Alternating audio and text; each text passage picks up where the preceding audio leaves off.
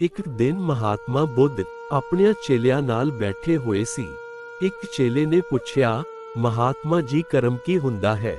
ਬੁੱਧ ਨੇ ਕਿਹਾ, ਮੈਂ ਤੁਹਾਨੂੰ ਇੱਕ ਕਹਾਣੀ ਸੁਣਾਉਂਦਾ ਹਾਂ। ਇੱਕ ਰਾਜਾ ਹਾਥੀ ਤੇ ਬੈਠ ਕੇ ਆਪਣੇ ਰਾਜ ਵਿੱਚ ਘੁੰਮ ਰਿਹਾ ਸੀ। ਅਚਾਨਕ ਉਹ ਇੱਕ ਦੁਕਾਨ ਦੇ ਸਾਹਮਣੇ ਰੁਕਿਆ ਅਤੇ ਆਪਣੇ ਮੰਤਰੀ ਨੂੰ ਕਿਹਾ, ਮੰਤਰੀ ਜੀ, ਮੈਨੂੰ ਸਮਝ ਨਹੀਂ ਇਸ ਗੱਲ ਦੀ ਕਿ ਕਿਉਂ ਮੇਰੇ ਮਨ ਵਿੱਚ ਇਹ ਖਿਆਲ ਆਉਂਦਾ ਹੈ ਕਿ ਮੈਂ ਇਸ ਦੁਕਾਨ ਦੇ ਮਾਲਕ ਨੂੰ ਫਾਂਸੀ ਦੇਣੀ ਚਾਹੁੰਦਾ ਹਾਂ।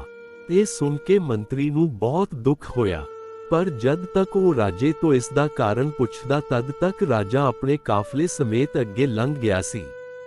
ਅਗਲੇ ਦਿਨ ਮੰਤਰੀ ਉਸ ਦੁਕਾਨਦਾਰ ਨੂੰ ਮਿਲਣ ਦੇ ਲਈ ਇੱਕ ਸਾਧਾਰਨ ਨਾਗਰਿਕ ਦੇ ਭੇਸ ਵਿੱਚ ਉਸ ਦੁਕਾਨ ਤੇ ਪਹੁੰਚਿਆ। ਉਸਨੇ ਦੁਕਾਨਦਾਰ ਤੋਂ ਵੈਸੇ ਹੀ ਪੁੱਛ ਲਿਆ ਕਿ ਉਸ ਦਾ ਵਪਾਰ ਕਿਵੇਂ ਦਾ ਚੱਲ ਰਿਹਾ ਹੈ। ਦੁਕਾਨਦਾਰ ਚੰਦਨ ਦੀ ਲੱਕੜ ਵੇਚਦਾ ਸੀ। ਉਸਨੇ ਬਹੁਤ ਦੁਖੀ ਹੋ ਕੇ ਕਿਹਾ ਕਿ ਮੁਸ਼ਕਲ ਨਾਲ ਹੀ ਉਸ ਨੂੰ ਕੋਈ ਗਾਹਕ ਮਿਲਦਾ ਹੈ।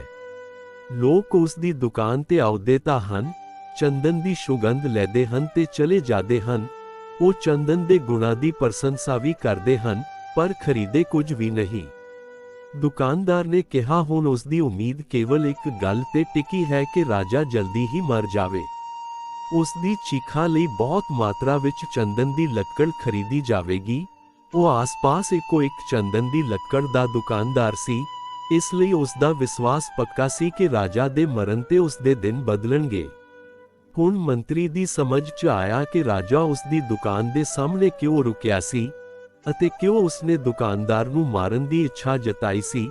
ਸ਼ਾਇਦ ਦੁਕਾਨਦਾਰ ਦੇ ਨਕਾਰਾਤਮਕ ਵਿਚਾਰਾਂ ਦੀਆਂ ਤਰੰਗਾਂ ਨੇ ਰਾਜਾ ਤੇ ਇਸ ਤਰ੍ਹਾਂ ਦਾ ਪ੍ਰਭਾਵ ਪਾਇਆ ਹੈ, ਜਿਸ ਦੇ ਬਦਲੇ ਵਿੱਚ ਦੁਕਾਨਦਾਰ ਦੇ ਪ੍ਰਤੀ ਰਾਜਾ ਨੇ ਵੀ ਨਕਾਰਾਤਮਕ ਵਿਚਾਰ ਪ੍ਰਗਟ ਕੀਤੇ ਹੋਣ।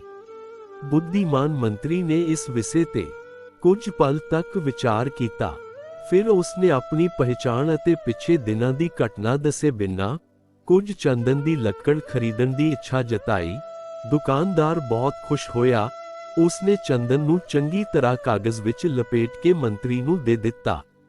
ਜਦ ਮੰਤਰੀ ਮਹੱਲ ਵਿੱਚ ਵਾਪਸ ਆਇਆ ਤਾਂ ਸਿੱਧਾ ਦਰਬਾਰ ਵਿੱਚ ਗਿਆ ਜਿੱਥੇ ਰਾਜਾ ਬੈਠਾ ਹੋਇਆ ਸੀ ਅਤੇ ਸੂਚਨਾ ਦਿੱਤੀ ਕਿ ਚੰਦਨ ਦੀ ਲੱਕੜ ਦੇ ਦੁਕਾਨਦਾਰ ਨੇ ਉਸ ਲਈ ਭੇਟ ਭੇਜੀ ਹੈ। ਰਾਜੇ ਨੂੰ ਹੈਰਾਨੀ ਹੋਈ ਜਦ ਉਸਨੇ ਬੰਡਲ ਨੂੰ ਖੋਲ੍ਹਿਆ ਤਾਂ ਉਸ ਵਿੱਚ ਸੁਨਹਿਰੀ ਰੰਗ ਦੀ ਚੰਦਨ ਦੀ ਲੱਕੜ ਲਪੇਟੀ ਹੋਈ ਸੀ। ਰਾਜਾ ਚੰਦਨ ਦੀ ਸੁਗੰਧ ਤੇ ਬਹੁਤ ਪ੍ਰਸੰਨ ਹੋਇਆ। ਖੁਸ਼ ਹੋ ਉਸਨੇ ਦੁਕਾਨਦਾਰ ਲਈ ਕੁਝ ਸੋਨੇ ਦੇ ਸਿੱਕੇ ਭੇਜ ਦਿੱਤੇ। ਰਾਜੇ ਨੂੰ ਇਹ ਸੋਚ ਕੇ ਆਪਣੇ ਹਿਰਦੇ ਵਿੱਚ ਬਹੁਤ ਅਫਸੋਸ ਹੋਇਆ। ਉਸ ਨੂੰ ਦੁਕਾਨਦਾਰ ਨੂੰ ਮਰਵਾਉਣ ਦਾ ਵਿਚਾਰ ਆਇਆ। ਜਦ ਦੁਕਾਨਦਾਰ ਨੂੰ ਰਾਜੇ ਵੱਲੋਂ ਭੇਜੇ ਸਿੱਕੇ ਮਿਲੇ ਤਾਂ ਉਸ ਦੀ ਖੁਸ਼ੀ ਦਾ ਕੋਈ ਟਿਕਾਣਾ ਨਾ ਰਿਹਾ। ਉਹ ਰਾਜੇ ਦੇ ਗੁਣ ਗਾਉਣ ਲੱਗਾ, ਜਿਸ ਨੇ ਸੋਨੇ ਦੇ ਸਿੱਕੇ ਭੇਜ ਕੇ ਉਸ ਦੀ ਗਰੀਬੀ ਮਿਟਾ ਦਿੱਤੀ। ਉਸ ਨੂੰ ਰਾਜੇ ਦੇ ਪ੍ਰਤੀ ਆਪਣੇ ਨਕਾਰਾਤਮਕ ਵਿਚਾਰਾਂ ਤੇ ਦੁੱਖ ਮਹਿਸੂਸ ਹੋਇਆ। ਜਦ ਅਸੀਂ ਦੂਜੇ ਵਿਅਕਤੀਆਂ ਦੇ ਪ੍ਰਤੀ ਚੰਗੇ ਅਤੇ ਦਿਆਲੂ ਵਿਚਾਰ ਰੱਖਾਂਗੇ ਤਾਂ ਉਹ ਸਕਾਰਾਤਮਕ ਵਿਚਾਰ ਸਾਡੇ ਕੋਲ ਅਨੁਕੂਲ ਰੂਪ ਵਿੱਚ ਹੀ ਪਰਤਣਗੇ। ਲੇਕਿਨ ਜੇ ਅਸੀਂ ਬੁਰੇ ਵਿਚਾਰਾਂ ਨੂੰ ਹੀ ਪਾਲਾਂਗੇ ਤਾਂ ਉਹ ਵਿਚਾਰ ਸਾਡੇ ਕੋਲ ਉਸੇ ਰੂਪ ਹੀ ਪਰਤਣਗੇ। ਇਹ ਕਹਾਣੀ ਸੁਣਾ ਕੇ ਬੁੱਧ ਨੇ ਪੁੱਛਿਆ, ਹੁਣ ਦੱਸੋ ਲੱਗੀ ਸਮਝ ਕਰਮ ਕੀ ਹਨ?